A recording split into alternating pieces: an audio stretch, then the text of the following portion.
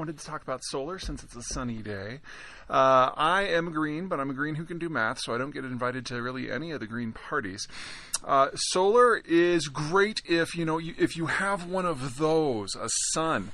Not just you have to have one for your planet, you have to be able to see it regularly. Solar intensity around the world varies by an order of magnitude based on where you are. And if your goal is to both generate a meaningful amount of electricity and reduce your carbon footprint, there are only a handful of places where today's solar technology really work well. Now, I live in one of them. Denver is the sunniest city in the United States. And people are like, oh, shouldn't that be Phoenix or Dallas? No, because there's more things that go in there than temperature, humidity, air density, wind patterns, weather patterns. Denver sits on the lee side of the Rocky Mountains, so it's in the rain shadow of the largest mountain range on the continent. And it gets its weather in two phases, either storms that blow in from the mountains or storms that blow off the Great Plains. In both cases, the storms tend to be cold fronts. So they whip through fast, they drop a lot of rain or snow, and then they move on, leaving clear air behind. If you're in Phoenix, you're going to be dealing with a lot of particulate matter because of the dry desert nature of the place and a lot of smog. If you're in Dallas-Fort Worth, you're dealing with humidity. There just aren't very many places in the world that have a really good solar quotient. And in the United States, you're pretty much talking about the California coastline into Southern California and then into the desert southwest. And there's this little hook up the east side of the Front Range, which is where I live. In fact, I'm one up on Denver because I'm at 7,500 feet. So we regularly get snow in our valleys and fog in our valleys, and Denver will get fogged in, but I am a half a vertical mile above Denver. And so it is very rare for my neighborhood to be fully cloudy for a whole day. It only happens about 20 or 30 days a year, as opposed to when you have an atmospheric haze, which in most populated parts of the world lasts pretty much entire seasons.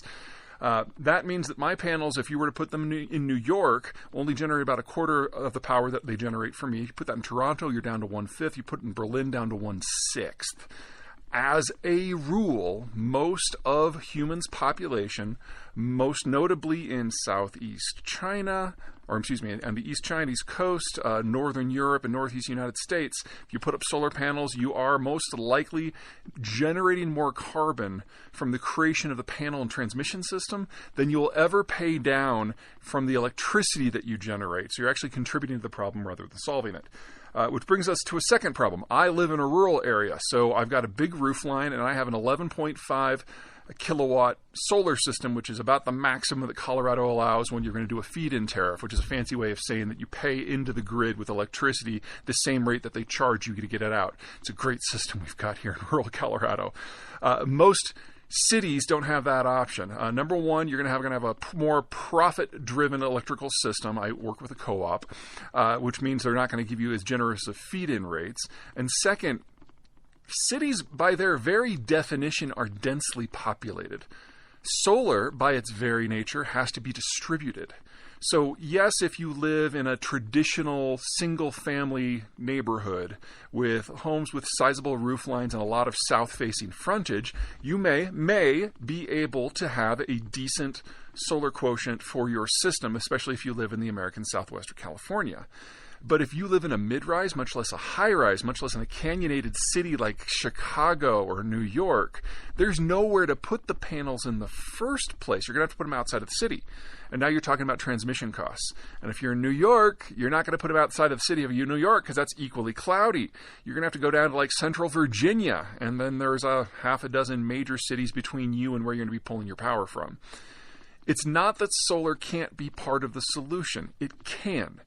But it really only works in some very specific geographies like where I live, where it works really well. For us to fix this, three things need to change. Number one, we need panels that capture more of the sun and translate more of its energy into electricity. The rate of recovery for that has been incrementally going up for a while now. There's now panels on the drawing board, not in production, on the drawing board, that can capture as much as half. That's great, huge step in the right direction. But you also then need transmission to get it from where places that are sunny and you put up your solar panels to where people actually live. And to do that at scale, we're not just talking about high voltage lines that cross state lines, we're talking about relatively room temperature semiconductors. And for those of you who've been following some of my other energy energy work, the same thing is basically necessary for diffusion power as well. Single large facilities that you want nowhere near a city that can transport the power over hundreds of miles if necessary. But the third thing that's probably going to be the most problematic in the near term, and that's capital. When you put up a solar farm or wind farm or any sort of green tech, you have to pay for it up front, which means you have to finance it. If you're putting up a coal and natural gas plant, most of the cost of operating that plant over its lifespan is in fuel, so you pay for that as you go. The financing needs are not nearly as much. And with the baby boomers moving into mass retirement and liquidating all of their high-velocity capital, all their stocks, all their bonds, everything's going into T-bills and cash. And the volume of capital that is available to finance green tech projects just isn't going to be there at the scale we've become used to. And that's not just for green tech. That's for everything from car loans to borrowing to pay for super carriers. Everything is going to get more expensive to finance. And since green tech must be financed up front, it is going to be the economic subsector that's probably going to suffer most dramatically over the next few years, unless the technology changes. You change the technology on me, I reserve the right to change my mind. All right. That's it from me. Until next time.